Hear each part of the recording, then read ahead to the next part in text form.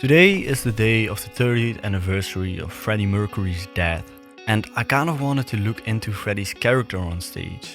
He was known to be extravagant and flamboyant on stage, but rather introvert in his personal life. It seemed like he was this persona for the crowd and media, yet the crowd loved him for it. Freddie not only introduced Western music to his own roots in Asian countries, he also introduced himself to the world. And it all began with changing his name.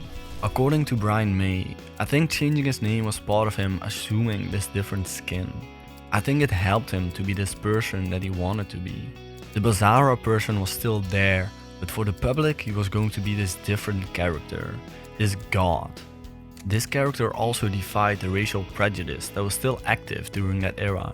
There was no room for brown people in the Western music industry, and Freddie Mercury knew this. He had to masquerade himself again, not only as a white man, but perhaps also as a straight man, even though the latter was always in the spotlight of interest. But yet again, the mystique surrounding him has possibly worked in his favor to become one of the most captivating rock stars out there. So in a way, Freddie paved the way for many artists to follow in his footsteps.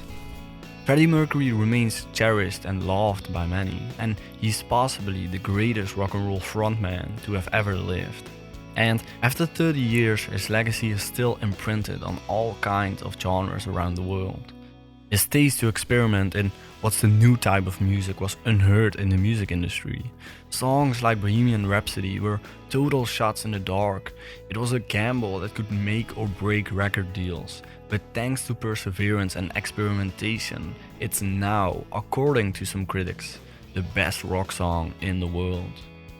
Queen's unique sound and Freddie's unique voice created a band that could rock your soul. And like Freddie himself said in one of his last days, "You can do whatever you like with my image, my music. Just never make me boring."